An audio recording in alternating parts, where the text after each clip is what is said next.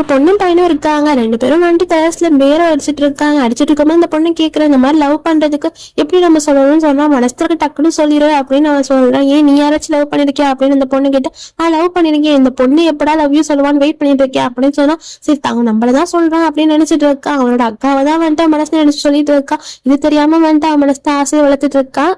அப்புறம் வந்துட்டு எங்க அக்காவும் தங்கச்சியும் வந்துட்டு பேசிட்டு இருக்காங்க. பேசிட்டு இருக்கும்போது அக்கா கறி கேட்கிறான் நீ யாரையும் லவ் பண்றியா அப்படின்னு கேட்கும்போது அவளும் வந்துட்டு திணறா. அதுக்கப்புறம் வந்துட்டு அக்கா கறிக்கு வந்துட்டு ஒரு ஃபோன் வரும். டக்குனு வந்துட்டு பேரோகன் அப்படின்னு சொல்லி பேரை சொல்லிடுவா. அதை பார்த்து அவன் ஷாக் ஆயிடுவா. ஏன்னா அவனு தானே லவ் பண்ணிட்டு இருக்கா.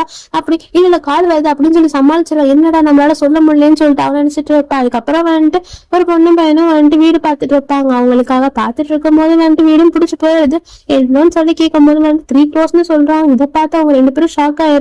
என்னடா இவ்வளவு சொல்றாங்களே அப்படின்னு சொல்லிட்டு ஒன்னு சொல்றா ஒன்னும் ப்ராப்ளம் இல்லை நானும் வந்துட்டு ஷேர் பண்ணி போடுறேன் அப்படின்னு சொல்லும் போது வந்துட்டு அந்த பையனுக்கு ஒரு மாதிரி கில்ட்டா ஃபீல் ஆகுது. இந்த ட்ராமாவோட ஃபுல் வீடியோ வேணுமா கீழே கொடுத்துருங்க, செக் பண்ணி பாருங்க. Bye friends.